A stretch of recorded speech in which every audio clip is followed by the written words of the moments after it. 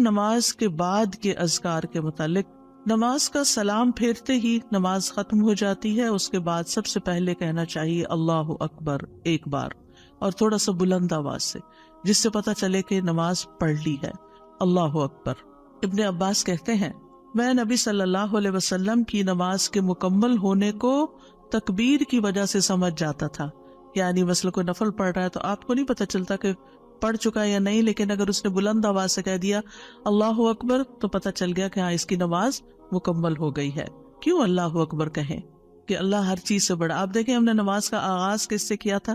اللہ اکبر سے کیا تھا، اور نماز میں کئی بار ہم نے اللہ اکبر کہا، اور اب نماز کے اختتام پر بھی اللہ اکبر، رمضان کے اختتام پر بھی اللہ اکبر، یعنی اللہ کی تکبیر بیان کرنا. اللہ سبحانہ وتعالیٰ قرآن مجید میں فرماتے ہیں اتل ما اوحی الیک من الکتاب واقم الصلاۃ ان الصلاۃ تنہی عن الفحشاء والمنکر ولذکر اللہ اکبر واللہ یعلم ما تصنعون. کتاب میں سے جو آپ کی طرف وحی کیا گیا ہے اس کی تلاوت کیجیے اور نماز قائم کیجیے، بے شک نماز بے حیائی اور برائی سے روکتی ہے، اور یقیناً اللہ کا ذکر تو سب سے بڑی چیز ہے، اور اللہ کو معلوم ہے جو کچھ تم کرتے ہو. تو اللہ کا ذکر سب سے بڑی چیز، اور اس ذکر میں اللہ کو سب سے بڑا قرار دینا سب سے بڑی چیز. اور نبی صلی اللہ علیہ وسلم اور پھر صحابہ کا طریقہ بھی یہی تھا کہ آپ فرض نمازوں کے بعد ذکر کرتے اور آوازیں بلند کرتے. یعنی نماز کے بعد کا ذکر جو ہے اس میں آواز اونچی ہوتی ہے. ابن عباس اس بات سے معلوم کر لیتے کہ لوگوں نے سلام پھیر لیا ہے کیونکہ وہ ان کے ذکر کی آواز سنتے تھے. یعنی مطلب یہ ہے کہ نماز کے بعد اللہ اکبر بھی اونچی آواز میں، استغفر اللہ استغفر اللہ استغفر اللہ یہ بھی ذرا اونچی آواز میں.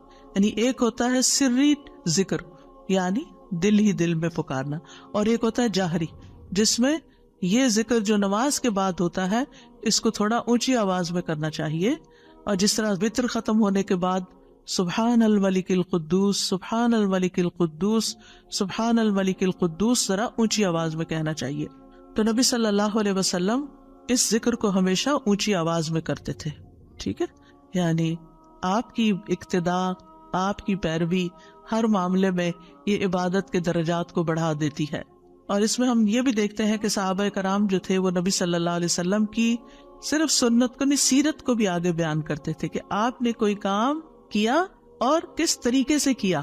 مثلا ذکر کیا اور کس طرح کیا، بلند آواز سے کیا یا آہستہ آواز سے کیا، بیٹھ کر کیا یا کھڑے ہو کر کیا.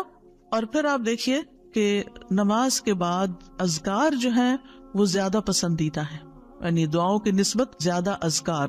ٹھیک ہے، اور پھر اسی طرح آپ دیکھیے کہ دوسرا ذکر جو آپ کریں گے وہ ہے استغفر اللہ 3 بار، استغفر اللہ استغفر اللہ.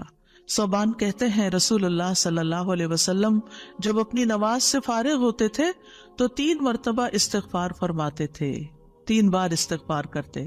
ولید کہتے ہیں میں نے اوزائی سے پوچھا آپ استغفار کس طرح فرمایا کرتے تھے؟ تو انہوں نے کہا آپ فرماتے تھے استغفر اللہ استغفر اللہ. اب نماز پڑھ لی ہے، استغفر اللہ کیوں؟ اس لیے کہ ہم تو نماز کا حق بھی ادا نہیں کرتے. ہمارا دھیان کہاں سے کہاں چلا جاتا ہے، ہم کئی دفعہ بھول جاتے ہیں، ہمیں سجدہ سہو کرنا تک یاد نہیں رہتا، ہمیں کچھ پتہ نہیں ہوتا ہم نے کون سی سورت پڑھی، کیا تلاوت کی. ہو سکتا ہے تلاوت میں کوئی غلطی کر دیں، ہو سکتا ہے کہ تسبیح کی جگہ کچھ اور پڑھ دیں بھول چوک کے. تو ہم نماز کے اندر بھی بہت کچھ غلط کرتے رہتے ہیں جانے انجانے. اور خاص طور پر جن لوگوں نے اپنی نماز کے پروننسیشن کی اصلاح نہیں کی وہ تو کچھ سے کچھ پڑھتے رہتے ہیں بعض اوقات. یعنی پروننسیشن صحیح نہ ہونا جو ہے وہ الفاظ کے مطلب کو ہی بدل دیتا ہے. اس لیے پہلی پرائرٹی میں کوئی ایسا ٹیچر ڈھونڈیے کہ جو آپ کی نماز سن کے اس کا پروننسیشن آپ کو ٹھیک کر دے. بہرحال نماز کے بعد استغفر اللہ استغفر اللہ. اور ایک اور چیز، نماز پڑھنے کے بعد انسان کو ایک فیلنگ ہوتی ہے کہ میں نے کچھ کیا ہے، لیکن جب انسان استغفر اللہ کہتا ہے تو اس میں عاجزی کا اظہار ہوتا ہے کہ اللہ تیرا حق ادا نہیں کیا، مجھے ابھی بھی گناہوں کی بخشش کی ضرورت ہے.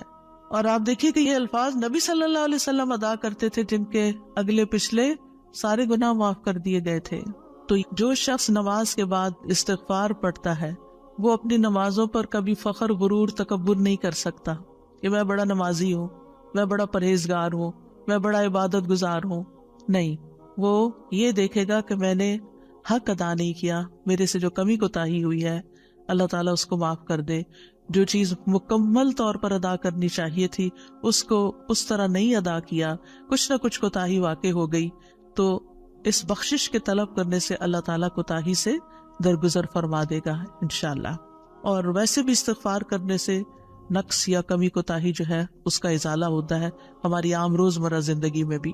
تیسرا ذکر، اب آپ دیکھ رہے ہیں یہ ذکر ہے، اللہ اکبر بھی ذکر ہے، استغفر اللہ بھی ذکر ہے، اور تیسرا یہ بھی ذکر ہے، اللہم انت السلام ومنک السلام تبارکت ذی الجلال والاکرام. اے اللہ تو سراپا سلامتی ہے اور تجھی سے سلامتی حاصل ہوتی ہے، تو بڑی برکتوں والا ہے اے جلال و اکرام والے. یعنی استغفار کے بعد پھر فوراً بعد اللہ تعالیٰ کی تعریف اور یہ ذکر. السلام جو ہے یہ اللہ تعالیٰ کے ناموں میں سے ایک نام ہے، جس کا مطلب یہ ہے کہ اللہ تعالیٰ ہر طرح کی آفات سے، عیبوں سے، ہر طرح کے نقص سے سلامت ہے.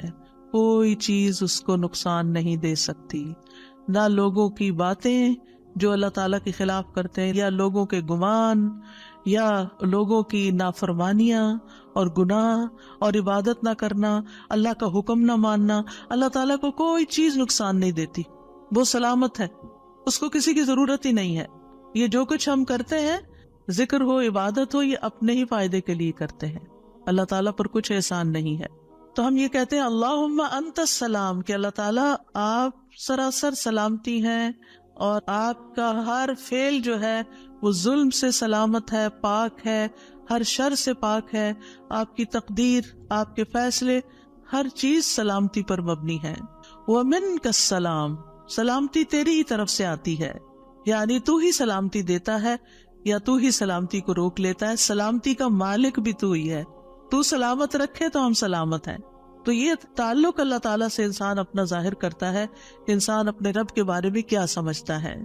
تبارکتا، تبارکتا کا لفظ برکت سے ہے، جس کا مطلب ہوتا ہے کثرت سے کسی چیز کا بڑھنا اور قائم رہنا، یعنی تیری خیرات و برکات بہت زیادہ ہیں. ذل جلال والاکرام، اے عزت اور جلال والے. جلال کا مطلب ہے عظمت، بڑائی، اور اکرام کا مطلب ہے احسان. یعنی تو اپنے بندوں کو عزت و اکرام دیتا ہے، اپنے رسولوں کو، اپنے انبیاء کو اور اپنے صالح بندوں کو تو ہی عزت اور اکرام اور برکتیں عطا کرتا ہے. ساری نعمتیں تیری ہی طرف سے ہیں.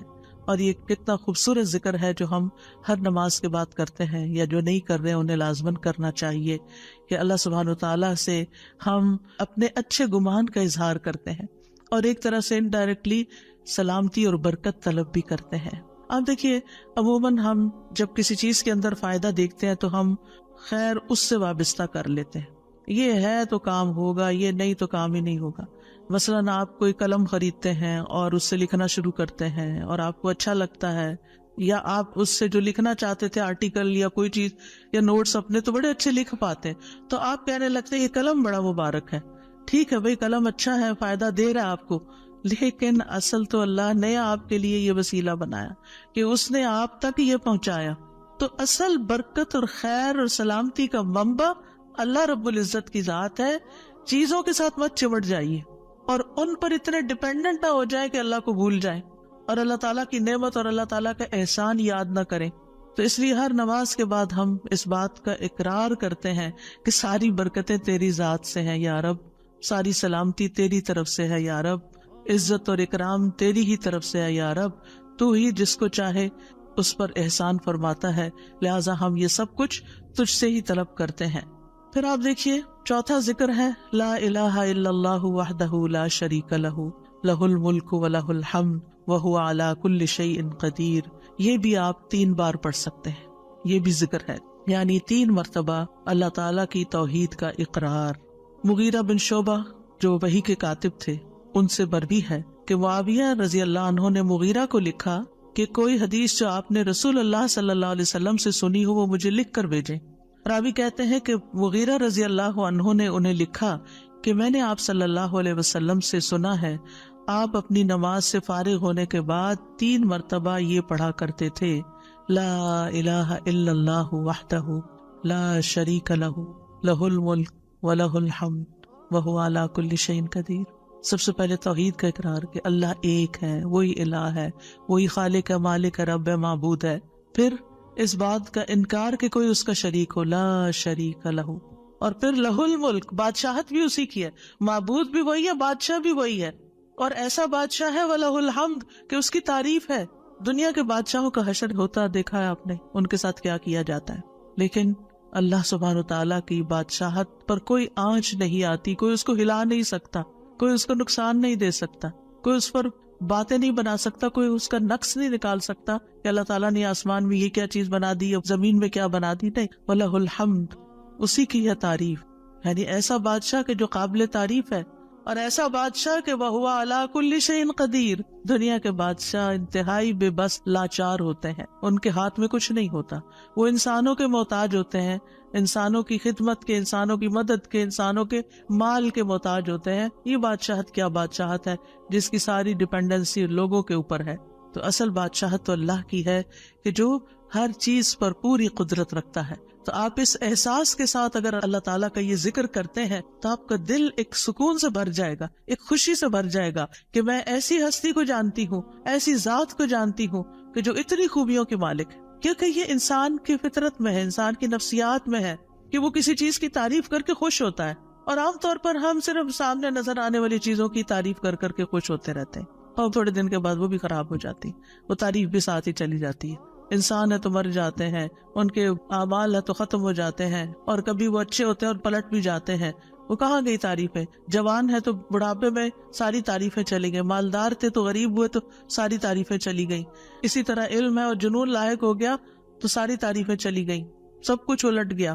اور دنیا کے یہ سارے نظارے آپ نے دیکھے ہوں گے کہ جب ہر نعمت لوگوں پر الٹ جاتی، اسی لیے ہم دعا کرتے ہیں نا کہ اللہ انی اعوذ بک من زوال نعمتک، کہ اللہ نعمتوں کے زوال سے بچانا، یہ انتہائی تکلیف دہ چیز ہے، لیکن یہ ایک دنیا کا قانون ہے، یہ سب کچھ ہوتا ہے اور ہماری آنکھیں دیکھتی ہے، لیکن اللہ سبحانہ وتعالی ان سب چیزوں سے پاک ہے، اس کو کوئی زوال نہیں اور اس کا کوئی کچھ بگاڑ نہیں سکتا، اور وہ ہر چیز پر پوری طرح قادر ہے، جو چاہے کر سکتا ہے، اور تعریف اسی کے لیے ہے۔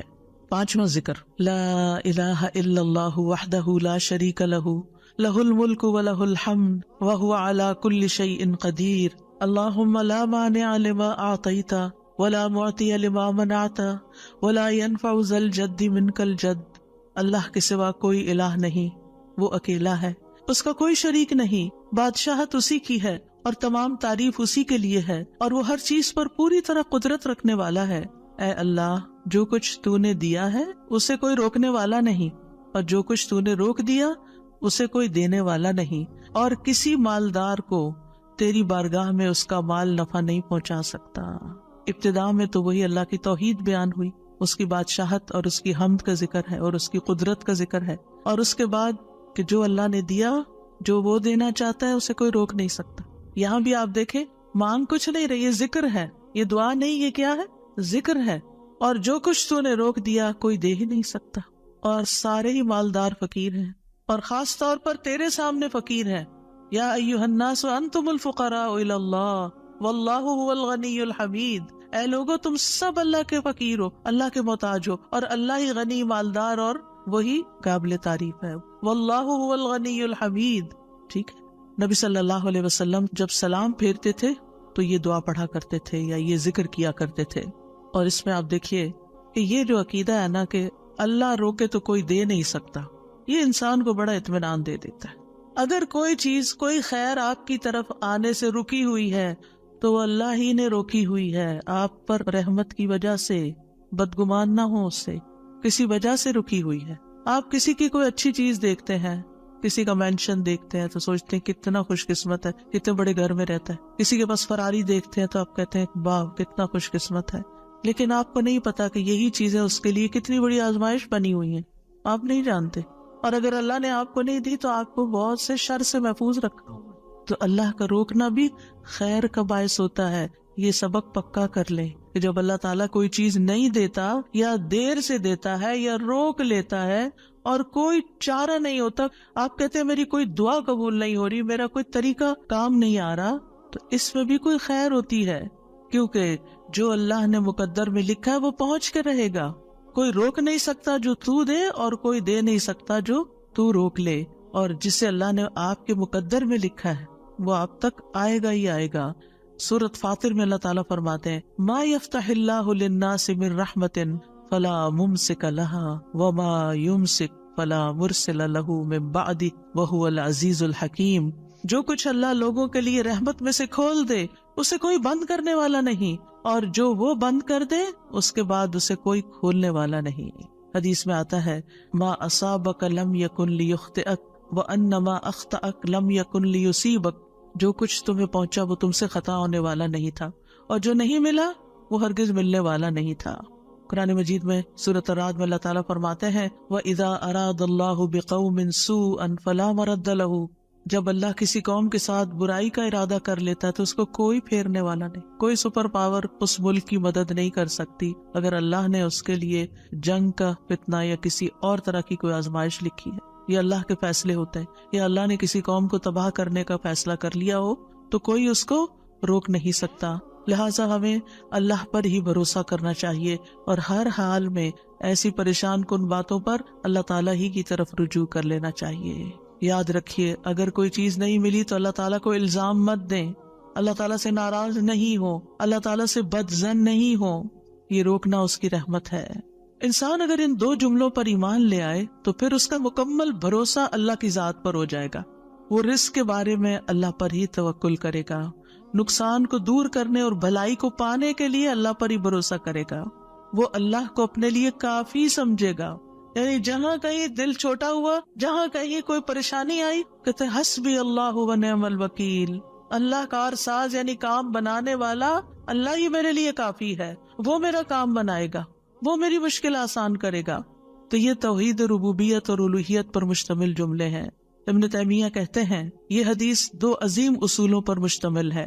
نمبر 1 توحید ربوبیت، اور وہ ہے جسے اللہ دینا چاہے اسے کوئی روک نہیں سکتا، اور جسے وہ روک دے اسے کوئی نہیں دے سکتا. پس بندہ اللہ ہی پر توکل کرتا ہے اور اسی سے مانگتا رہتا ہے، کیونکہ دینا جو اس نے ہے. تو پھر کسی اور سے کیوں مانگے گا؟ کسی اور سے توقع لگا کے کیوں بیٹھ جائے گا؟ کسی اور کے در پہ کیوں جائے گا؟ اس کو پتا ہے صرف اللہ ہی نے کرنا ہے جو کرنا ہے. اس سے عقیدہ توحید پکا ہوتا چلا جاتا ہے کہ صرف اللہ ہی نے کرنا ہے. اور توحید الوہیت ولا ينفع ذا الجد منک الجد. عام طور پر انسان یہ سمجھتا ہے میرے پاس مال ہے، مجھے کوئی مشکل نہیں. یعنی جب کوئی کام سامنے آتا ہے نا تو فوراً دیکھتا ہے کتنا ہے بینک میں، کتنا کیش رکھا ہے، کیا ہے میرے پاس، کتنی پراپرٹی ہے. یعنی فوراً انسان کا دماغ گھوم کے اس طرف چلا جاتا ہے نا بہت ہے، انف ہے، کام ہو جائے گا. اللہ چاہے گا تو ہوگا. صرف آپ کے مال سے کچھ نہیں ہوتا. آپ سارا لگا دے، بزنس میں پورا لاس ہو سکتا ہے. پھر بتائیے آپ کے مال نے آپ کو کیا فائدہ دیا؟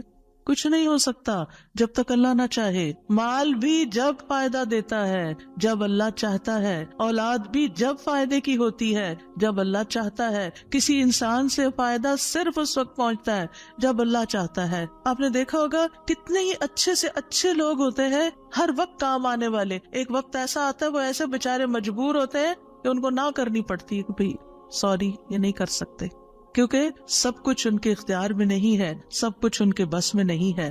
اسی طرح انسان کے پاس بعض اوقات کوئی عہدہ ہوتا ہے، انفلوئنس ہوتا ہے، وہ سمجھتا ہے یہ عہدہ ہے میرے پاس میں سب کچھ کر سکتا. نہیں کر سکتے. آپ نے دیکھا ہوگا دنیا کے بڑے بڑے ملکوں کے جو حکمران ہوتے ہیں کتنے بے بس ہوتے ہیں. کچھ بھی نہیں ہوتا ان کے ہاتھ میں، اپنی تقدیر نہیں بنا سکتے، اپنا فائدہ نہیں کر سکتے. اور پھر آپ دیکھیے کہ اللہ سبحانہ وتعالیٰ دنیا اسے بھی دیتا ہے جس سے وہ محبت کرتا ہے، اور اسے بھی دیتا ہے جس سے وہ محبت نہیں کرتا. لیکن یاد رکھیے ایمان اس کو دیتا ہے، دین کی سمجھ اس کو دیتا ہے جس سے وہ محبت کرتا ہے. وَمَن يُرِدِ اللَّهُ بِهِ خَيْرًا يُفَقِّهُ فِي الدِّينِ. دنیا تو سب کے پاس، مومن مسلم کافر سب کے پاس ہو سکتی ہے.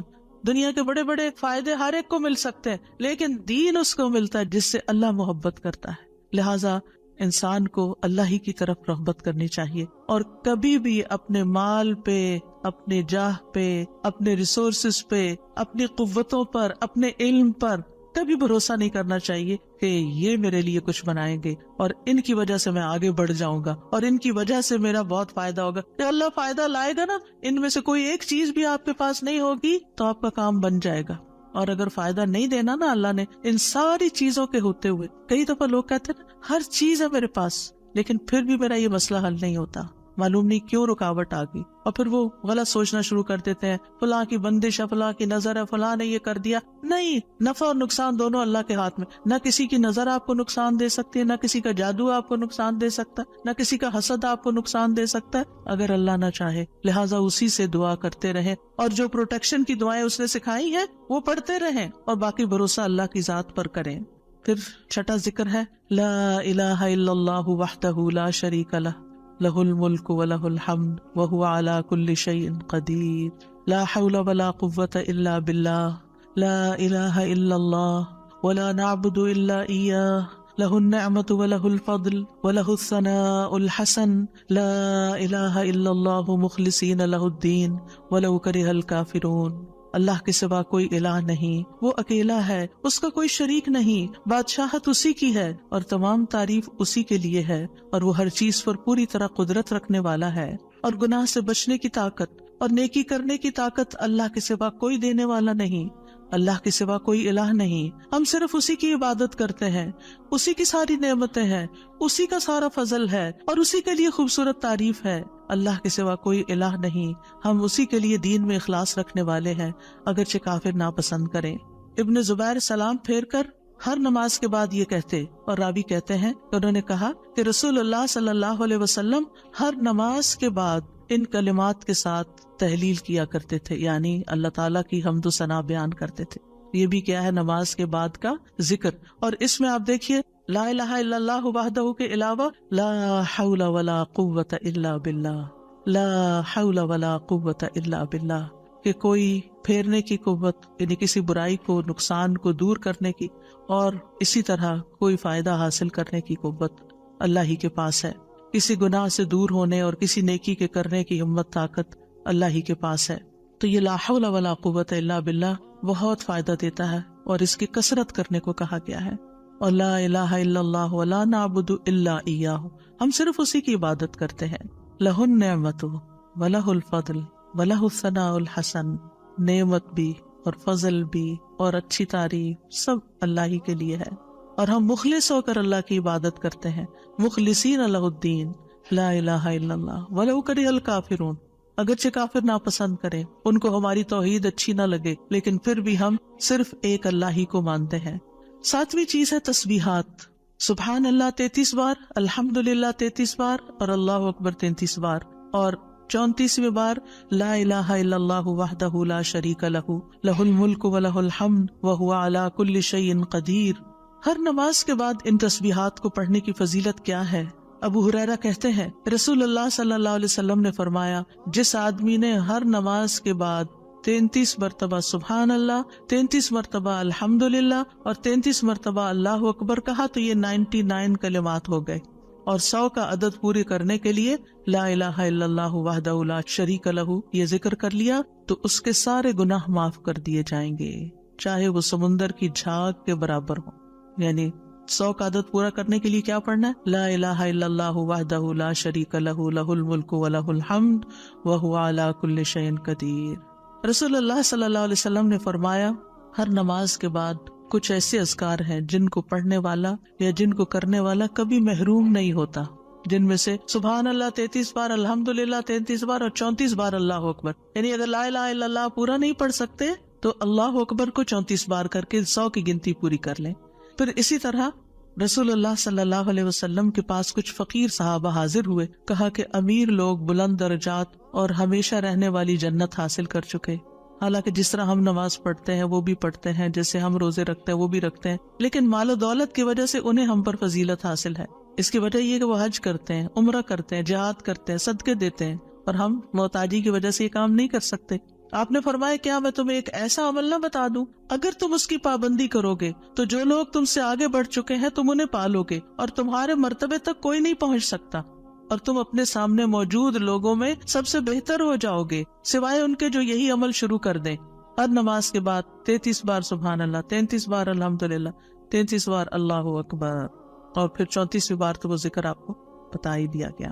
اور اگر آپ 33 بار نہ پڑھ سکیں تو 10 بار سبحان اللہ، 10 بار الحمدللہ اور 10 بار اللہ اکبر پڑھ لیا کریں۔ یعنی اگر جلدی ہے تو پھر 10 بار بھی پڑھ سکتے ہیں. نبی صلی اللہ علیہ وسلم نے فرمایا 2 عمل ایسے ہیں اگر کوئی مسلمان بندہ ان کی پابندی کر لے تو جنت میں داخل ہوگا، اور وہ بہت آسان ہے مگر ان پر عمل کرنے والے بڑے کم ہیں.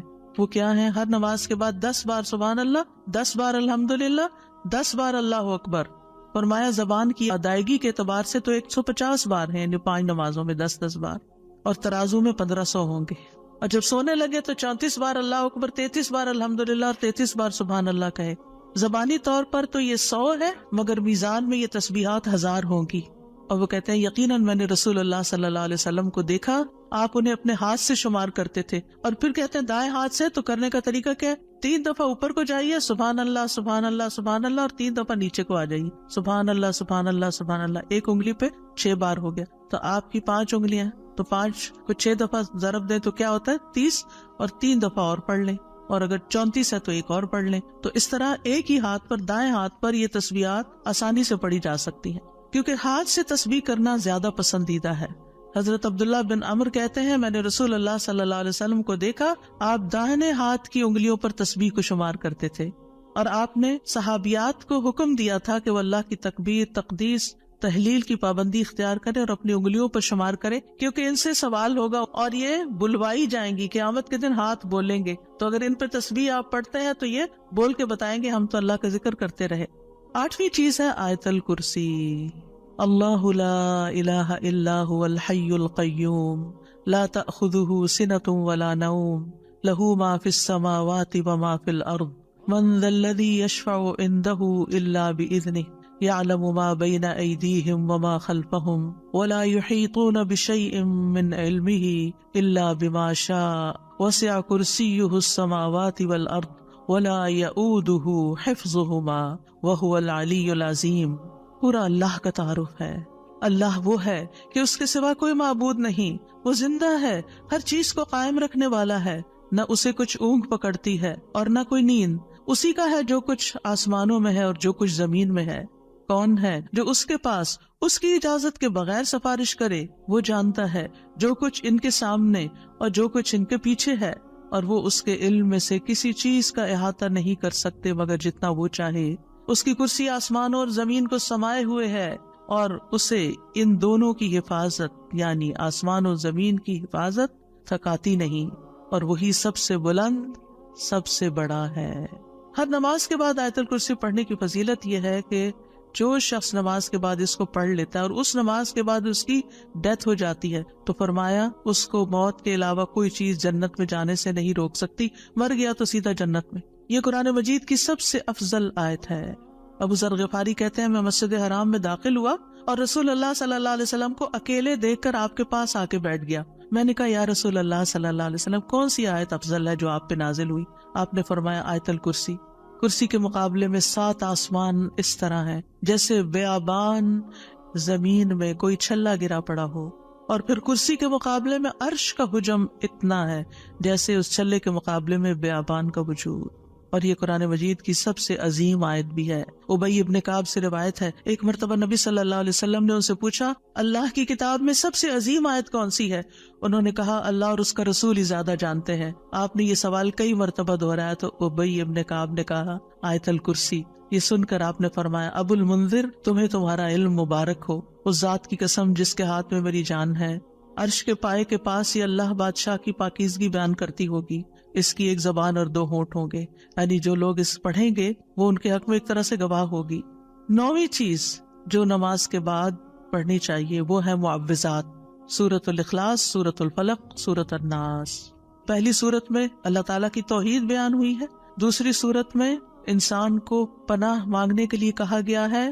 کہہ دیجئے میں مخلوق کے رب کے پناہ پکڑتا ہوں اس چیز کے شر سے جو اس نے پیدا کی، اور اندھیری رات کے شر سے جب وہ چھا جائے، اور گروہ میں پھونکنے والیوں کے شر سے، اور حسد کرنے والے کے شر سے جب وہ حسد کرے. انہی چیزوں کا خوف رہتا ہے نا. کوئی جادو کر دے گا، کوئی حسد کر لے گا. ہر نماز کے بعد پڑھیں گے کس وقت وہ کرے گا؟ اس کو تو آپ موقع ہی نہیں دے رہے کہ وہ جادو کرے یا آپ سے حسد کرے. ہر 2 نمازوں کے بیچ میں جو کوئی ایسا فتنہ فساد آیا اس کا ازالہ ہوتا چلا جائے گا. عقبہ بن عامر کہتے ہیں کہ رسول اللہ صلی اللہ علیہ وسلم نے مجھے حکم دیا تھا کہ میں ہر نماز کے بعد معوذات پڑھا کروں، یعنی یہ 3 سورتیں پڑھا کروں. 10ویں چیز ہے ربی اعنی علی ذکرک و شکرک و حسن عبادتک، اللہ کے ذکر، اس کے شکر اور اچھی عبادت پر اللہ کی مدد مانگنا۔ معاذ بن جبل کہتے ہیں کہ رسول اللہ صلی اللہ علیہ وسلم نے میرا ہاتھ پکڑا اور فرمایا، اے معاذ، اللہ کی قسم میں تم سے محبت کرتا ہوں۔ کتنے خوش قسمت تھے معاذ رضی اللہ عنہ۔ میں نے عرض کیا، یا رسول اللہ صلی اللہ علیہ وسلم، میں بھی آپ سے محبت کرتا ہوں۔ تو رسول اللہ صلی اللہ علیہ وسلم نے فرمایا، تم پابندی سے ہر نماز میں یہ دعا مانگا کرو، رب اعنی علی ذکرک و شکرک و حسن عبادتک۔ معاذ رضی اللہ عنہ جو ہیں 33 سال کی عمر میں امواس کے تعاون میں شہید ہو گئے تھے۔ He was only 33 years old۔ ان کا مقام کیا تھا؟ آپ کی بشارت کے مطابق وہ جنت میں علماء کے قائد ہوں گے، یعنی علماء امت کے جو عالم ہیں ان کو جنت کی طرف لیڈ کر رہے ہوں گے۔ کس وجہ سے؟ آپ صلی اللہ علیہ وسلم نے ان سے محبت کا اظہار کیا، علم کی وجہ سے۔ علم کے حریص تھے اور نیکی کے کاموں میں آگے اور اتنی چھوٹی عمر میں عین جوانی کے وقت فوت بھی ہو گئے اور کتنا بڑا درجہ اور مقام پا گئے۔ ہمیں آج تک یہ سمجھ نہیں آتی کہ کون سے کام ایسے کریں کہ جس سے اللہ کی محبت ملے، جس سے اللہ کا قرب نصیب ہو، اور جس سے ہمیں رسول اللہ صلی اللہ علیہ وسلم کی محبت اور آپ کی شفاعت نصیب ہو۔ تو یہ ایک دعا ہے ان دعاؤں میں سے جو آپ نے خاص طور پر حضرت معاذ کا ہاتھ پکڑ کے، قسم کھا کے، محبت کا اظہار کر کے آپ کو یہ دعا سکھائی۔ چند لفظ ہیں، کیا ہمارے لیے یہ پڑھنا بھی مشکل ہے؟ پھر ہم اپنے لیے اس دنیا سے کیا کما رہے ہیں؟ اگر ہمیں اتنی بھی توفیق نہیں کہ نماز کے بعد ٹک کے یہ 4 کلمے پڑھ لیں، تو پھر ہماری نمازیں کیا ہے؟ ہم نے کیا مانگا اللہ سے؟ ہم تو دنیا کی اور آخرت کی خیر سے محروم ہو گئے۔ اور یہ دعا آپ دیکھیے، اللہم سے بھی شروع ہوتی ہے اور ربی سے بھی شروع ہوتی ہے۔ دونوں کا ایک ہی تقریباً مطلب ہے، ایک میں الوہیت ہے اور ایک میں ربوبیت ہے۔ یعنی میں اللہ سے درخواست کرتا ہوں کہ اے اللہ، مجھے اپنے ذکر پر، اور ذکر میں قرآن، نماز، تحلیل، تسبیح، استغفار، درود، سب چیزیں شامل ہیں، اللہ مجھے توفیق دے۔ اور پھر وہ شکر کی بھی توفیق دے۔ اور آپ دیکھیے کہ جب ہم دعا مانگتے ہیں نا کہ اللہم اعنی علی ذکرک، تو مطلب یہ ہے کہ ہماری زبان جو ہے وہ آپ کی اطاعت کرتی رہے، وہ کلمات بولتی رہے جس سے آپ کا ذکر ہوتا رہے۔ یعنی ایک تو ہے یہ مسنون اذکار ان کا پڑھنا، اور ایک یہ ہے کہ اللہ تعالیٰ کی نعمتوں کا ذکر کرنا، اللہ تعالیٰ کے احسانات کا ذکر کرنا، اللہ تعالیٰ کی قدرت کی نشانیوں کا ذکر کرنا، اللہ کے فضل کا ذکر کرنا۔ وَأَمَّا بِنِعْمَةِ رَبِّكَ فَحَدِّثْ، یہ بھی ذکر ہے۔ آپ اپنے بچوں کے ساتھ بات کر رہے ہیں اور اللہ تعالیٰ کے بارے میں کوئی بات کر رہے ہیں، دین کے بارے میں کوئی بات کر رہے ہیں، تو یہ بھی ذکر میں شمار ہو۔ تو اللہ مجھے توفیق دے، اللہ میری مدد کر، کیونکہ ہمارے پاس وقت بھی ہوتا ہے، ہمارے پاس صلاحیت بھی ہوتی ہے، لیکن ہم توجہ نہیں کرتے، ہم کرتے نہیں ہے کام، کیونکہ توفیق نہیں ہوئی نا۔ تو ہر نماز کے بعد، چونکہ فرض کے بعد دعا قبول ہوتی ہے، تو یہ دعا مانگنے کو کہا گیا۔ اور بعض کہتے ہیں اس کو سلام پھیرنے سے پہلے بھی پڑھ سکتے ہیں، جیسے رب جعلنی پڑھتے ہیں، یا اور کل جو میں نے آپ کو دعائیں بتائی تھی آخر میں نماز کے اختتام پر سلام سے پہلے، وہ سب مسنون اذکار تھے، لیکن علماء نے اس کے علاوہ جیسے رب جعلنی مقیم الصلاۃ، یہ نبی صلی اللہ علیہ وسلم نے نہیں سکھائی ہمیں کہ نماز کے بعد ضروری یہی پڑھی جائے، لیکن علماء نے کہا کہ جیسے اللہ کی حمد و ثنا ہوتی ہے تشہد میں، پھر اس کے بعد درود شریف ہے، اور پھر اس میں والدین اور اولاد دونوں کے لیے دعا ہے، تو یہ پڑھ لیں۔ اس کے علاوہ جو چاہے قرآنی اور مسنون دعا یہاں بیٹھ کے پڑھیں، کیونکہ نماز کے اندر دعا مانگنا نماز کے بعد کی دعا سے افضل ہے، قبولیت کے زیادہ چانسز ہیں، جس سے اکثر لوگ غافل ہیں۔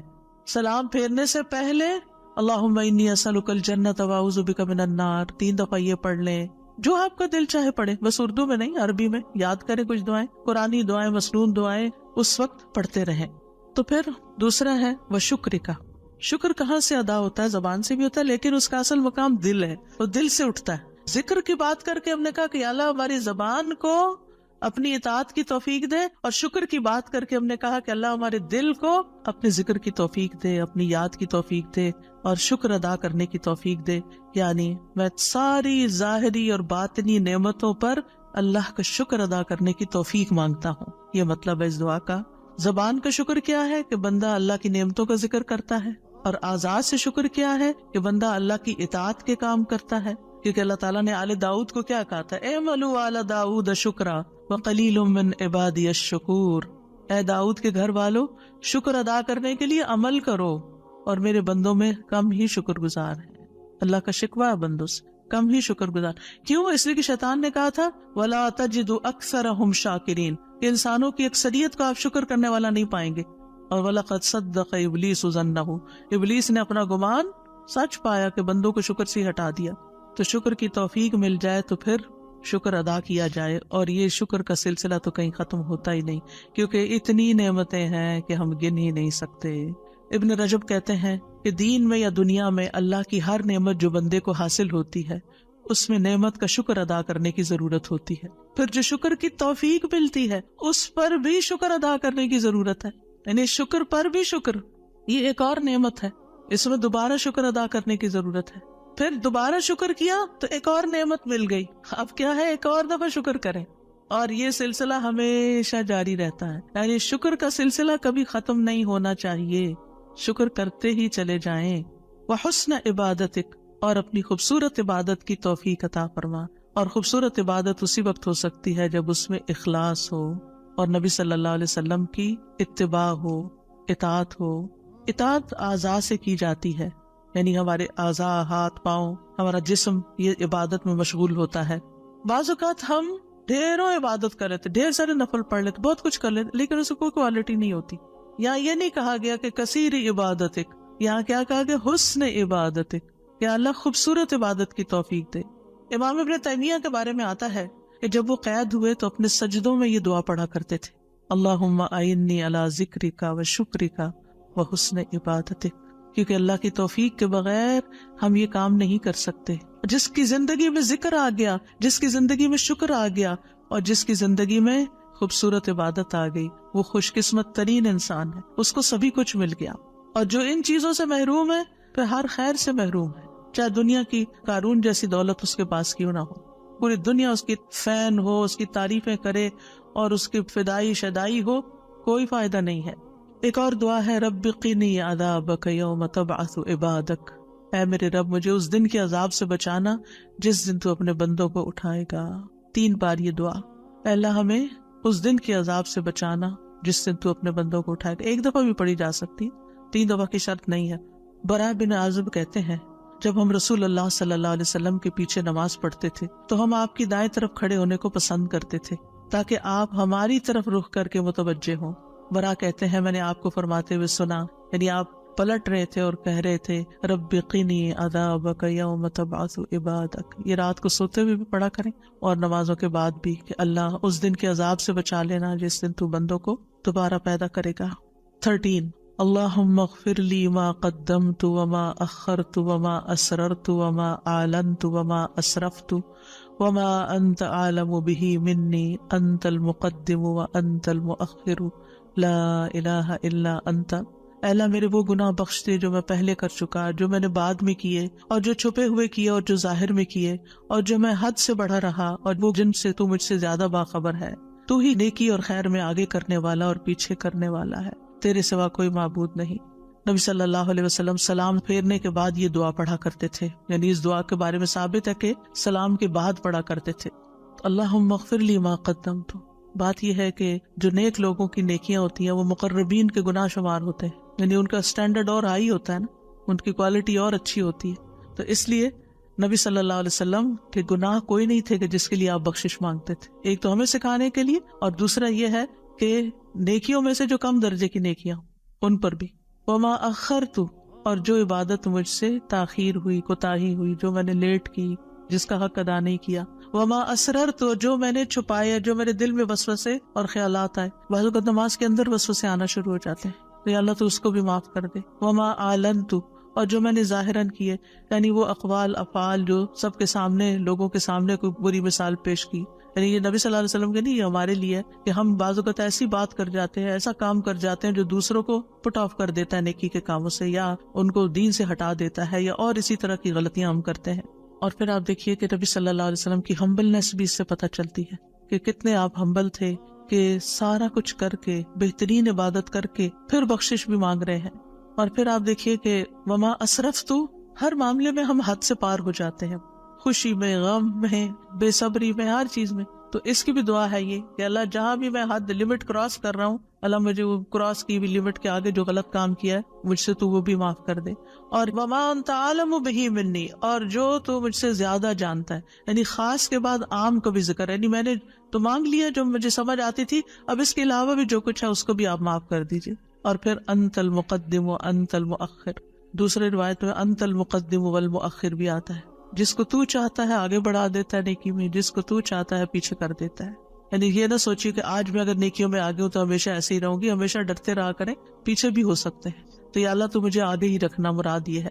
اور اگر نبی صلی اللہ علیہ وسلم کے بارے میں ہے تو آپ کی نبوت سب سے آخر میں تھی، وہ ایک پازیٹیو سینس میں ہے، انت المقدم و انت المؤخر. اور پھر اسی طرح یہ ہے کہ قیامت کے دن سب سے پہلے آپ اٹھائے جائیں گے، حالانکہ دنیا میں آپ کی نبوت سب سے آخر میں تھی. تو یہ اللہ تعالیٰ کا فیصلہ ہوتا ہے. جس چیز پر وہ چاہتا ہے اپنے بندوں کو اتارتا ہے، جس کو چاہتا ہے آگے بڑھاتا ہے، جس کو چاہتا ہے عزت دیتا ہے، جس کو چاہتا ہے ذلت دیتا ہے. اور بندوں کے ایک دوسرے پر درجات ہیں.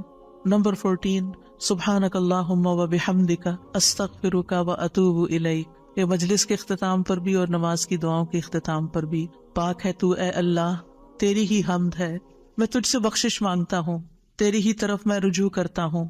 یہ اچھے عمل پر مہر لگانے والے کلمات ہیں. حضرت عائشہ سے روایت ہے کہ رسول اللہ صلی اللہ علیہ وسلم جب کسی مجلس میں بیٹھتے یا نماز پڑھتے یا کچھ کلمات پڑھتے، حضرت عائشہ نے ان کے بارے میں پوچھا تو آپ نے فرمایا اگر کسی شخص نے اس مجلس میں اچھی باتیں کی ہوں گی تو یہ کلمات قیامت تک ان باتوں کے لیے مہر بن جائیں گے، اور اگر اس نے اس مجلس میں کوئی فضول بات کی ہے تو یہ اس کے لیے کفارہ بن جائیں گے. اور اس کے دیگر روایات بھی ہیں، یعنی دیگر طرق بھی ہیں اس دعا کے. اور پھر ایک اور دعا، رب اغفر لی وتب علی انک انت التواب الغفور.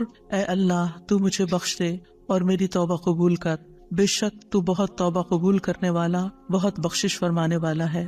فجر اور مغرب کی نماز کے بعد کا خاص ذکر لا الہ الا اللہ وحدہ لا شریک لہ لہ الملک ولہ الحمد یحیی ویمیت وہو علی کل شیء قدیر.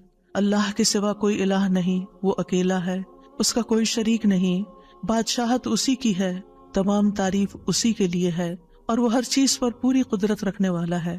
اور سلام کے بعد تشہد کی حالت میں اگر آپ بیٹھے بیٹھے یہ ذکر کرتے ہیں، یعنی مصلی سے اٹھنے سے پہلے یہ ذکر کرتے ہیں، تو نبی صلی اللہ علیہ وسلم نے فرمایا جس نے نماز مغرب اور صبح کی نماز کے بعد اتحیات میں اٹھنے سے پہلے اپنی ٹانگ کو دوہرا کیے ہوئے، یعنی جس پوزیشن میں آپ بیٹھے اسی پوزیشن میں بیٹھے بیٹھے 10 بار یہ ذکر کیا، اللہ تعالیٰ اس کے لیے 10 نیکیاں لکھ لیتا ہے، 10 گناہ اس سے دور کر دیتا ہے، 10 درجے اس کے بلند کر دیتا ہے.